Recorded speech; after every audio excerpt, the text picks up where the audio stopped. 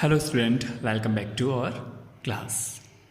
In this video we will study about World Environment Day. Previous video में हमने देखा था कि इन्वायरमेंट को हम कौन कौन से वेज को अपना करके हेल्दी रख सकते हैं और हमने पढ़ा था पॉल्यूशंस के बारे में, उनके कॉजेज़ और उनके इफ़ेक्ट.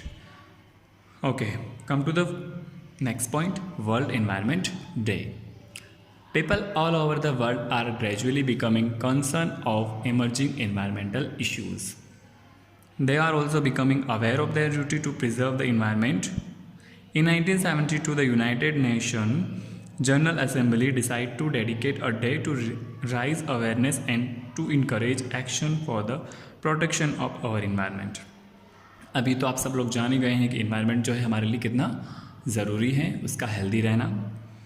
तो सब लोग जब इन सब चीज़ों से वाकिफ़ हो चुके हैं कि कई सारे इश्यूज़ जो हैं इन्वायरमेंट को जो पोल्यूटेट कर रहे हैं, तो उन चीज़ों से हम कैसे इन्वायरमेंट को जो है वो कंजर्व करके बचा करके रख सकें, कैसे हमारे इन्वायरमेंट को हम हेल्दी बनाएं, कैसे वो अनवांटेड जो पार्टिकल्स हैं उनको इन्वायरमेंट से दूर रखें.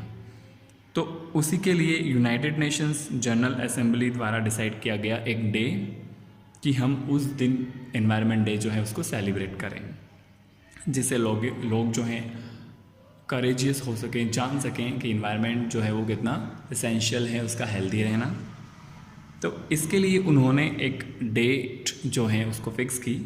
तो 5 June is celebrate as the world environment day. Find out the slogan for world environment day 2018. तो 5 जून जो है उसको एक डिसाइड कर लिया गया है कि हर ईयर वर्ल्ड एनवायरनमेंट डे करके उसको ऐसे सेलिब्रेट किया जाएगा. Now reduce, refuse and recycle. Reducing, reusing and recycling are the most effective ways through which can save natural resources and protect the environment. ये 3 आर ऐसे हमने पहले भी पढ़ रखे हैं कि रिड्यूस, रीयूज़ एंड रिसाइकिल जो है वो कैसे काम आते हैं हमारे नेचुरल रिसोर्सेज को सेव करने के लिए. तो हम इन 3 RS को फॉलो करके हमारे इन्वायरमेंट के अंदर जो नेचुरल रिसोर्सेज हैं उनको लंबे टाइम तक बचा करके रख सकते हैं. These days plastic used to make a lot of useful, colorful and lightning things. Plastic take year to decompose and it is hazardous, so we can reduce consumption of plastic. अब अभी की अगर हम बात करें तो ज़्यादातर आइटम्स जो हैं सारे प्लास्टिक से ही बनते हैं.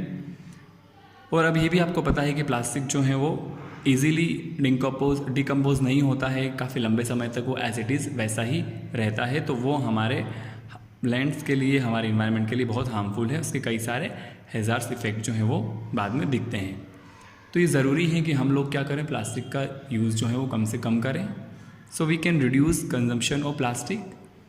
Rather than throwing out plastic item we can reuse them. तो क्या कर सकते हैं हम, प्लास्टिक के जो आइटम्स हैं उनको इधर उधर फेंकने के बजाय जब वो यूजेबल नहीं है तो उनको हम क्या करें, फेंक करके ना हम उसको रीयूज़ करें.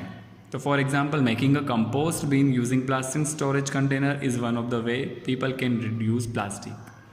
तो हम क्या कर सकते हैं, जैसे बड़े बड़े जो प्लास्टिक के डब्बे होते हैं उनको हम इधर उधर फेंक देते हैं जब उनका कोई यूज़ नहीं आ रहा होता. तो हमें क्या करना है, उनको एज ए स्टोरेज कंटेनर हम लोगों को यूज़ करना चाहिए. जिससे क्या होता है कि वो प्लास्टिक जो है वापस रीयूज़ हो जाएगा और उसका वेस्टेज जो है वो नहीं होगा. इसके बाद में बात करेंगे रिसाइकलिंग की. तो the recycling of plastic trash and converting them into a new product is the most effective way to put the control over environmental pollutions. फिर जब हम उसको प्लास्टिक को वापस रिसाइकिल करते हैं, मतलब इधर उधर ना फेंक करके उसको वापस कन्वर्ट करें किसी नए प्रोडक्ट में, उसका और नया प्रोडक्ट बना लिया जाए प्लास्टिक का ही, तो हम उसको वापस क्या कर सकते हैं, रिसाइकिल कर सकते हैं. तो ये सारी जो चीज़ें हैं, 3 तरीके हैं, रीयूज़, रिड्यूस एंड रिसाइकलिंग, हमारे इन्वायरमेंटल पॉल्यूशंस को कंट्रोल करने में काफ़ी हेल्पफुल रहते हैं. Get it? Now come to the checkpoint. Choose the correct answer. Waste consisting of these material can not be decompose. Option है प्लास्टिक, वेजिटेबल, पेपर, फ्रूट्स. आपको बताना है कि इनमें से कौन सा मटेरियल जो है उसका वेस्ट जो है वो डिकम्पोज नहीं होता है. तो राइट आंसर है इसका प्लास्टिक. नेक्स्ट है, विच of the following item stop the flow of water in the drains. Air bubble, plastic, ice cube, none of this. इनमें से कौन सा आइटम जो है हमको वाटर के अंदर फ्लो नहीं करना चाहिए, इधर उधर नहीं फेंकना चाहिए वाटर के अंदर? तो राइट आंसर इसका plastic. Which of the following is a non biodegradable substance? इनमें से कौन सा सब्सटेंस जो है वो नॉन बायोडिग्रेडेबल नहीं है? तो वेजिटेबल पिल्स जो है वो है बायोडिग्रेडेबल, फ्रूट पिल्स भी हैं, वुड भी है। तो रबर जो है वो क्या है? नॉन बायोडिग्रेडेबल सब्सटेंस है। Turn the page. Okay student, chapter हमारा कंप्लीट हो चुका है। Let's come to the exercise.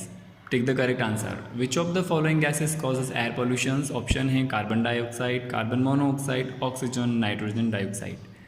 तो राइट आंसर है इसका option number B, carbon monoxide.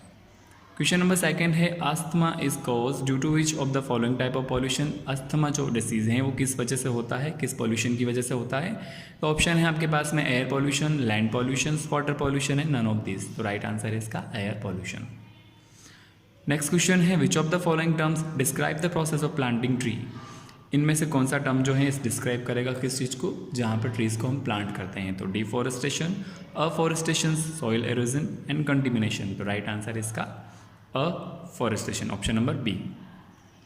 Next question है the consumption of contaminated drinking water lead to which of the following diseases? इनमें से कौन सा ऑप्शन जो है सही है, वो बीमारी का नाम बताइए जो गंदा पानी पीने की वजह से होती है? तो ऑप्शन है diarrhoea, cough, headache and none of this. तो राइट आंसर इसका डायरिया। नेक्स्ट है question number 5, the world environment day is observe on which of the following date and months?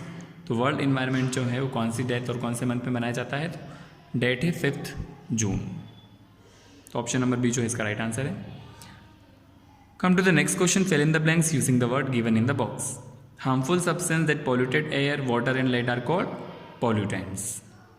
Bags stop the flow of water in the drains. तो plastic bags stop the flow of water in drains. Next है dry waste and wet waste should be disposed of separately. दोनों को हमें अलग अलग dispose करना होता है। फोर्थ है aquatic animal are adversely affected by polluted water. इसके बाद में फिफ्थ देखिएगा washing clothes and bathing in river and ponds causes water pollutions. Turn the page. Question number C, state true or false. Pollution causes comfort. Pollution जो है वो आपको comfort feel कराता है, तो this statement are false. Deforestation help soil erosion. तो it's also false because afforestation help prevent soil erosion. Next है harmful substance dissolve in water cut the supply of oxygen for aquatic animal. जी बिल्कुल, this statement are completely true because harmful substance dissolve in water they cut the supply of oxygen for aquatic animal. Next है the smoke release by volcanic eruption clean the air. तो this statement are also false, वो air को clean नहीं करता है जबकि और ज़्यादा पोल्यूटेड कर देता है। फिफ्थ है metals and glasses are example of non biodegradable waste. तो this statement are true because metal and glasses जो है वो नॉन बायोडिग्रेडेबल वेस्ट के एग्जाम्पल हैं। ठीक है स्टूडेंट, तो ये बुक एक्टिविटी आप लोगों को बुक में भी करनी है और अपनी नोटबुक में भी राइट डाउन करनी है। इसकी पीडीएफ और question answers, short question answers की पीडीएफ जो है आपको सेंड कर दी जाएगी। आप लोगों को अपना होमवर्क कंप्लीट कर लेना है। Get it? चैप्टर हो चुका है हमारा फिनिश। अगर कोई आपको इसके रिगार्डिंग डाउट है तो आप कमेंट सेक्शन बॉक्स में लिख करके बता सकते हैं। Thank you very much.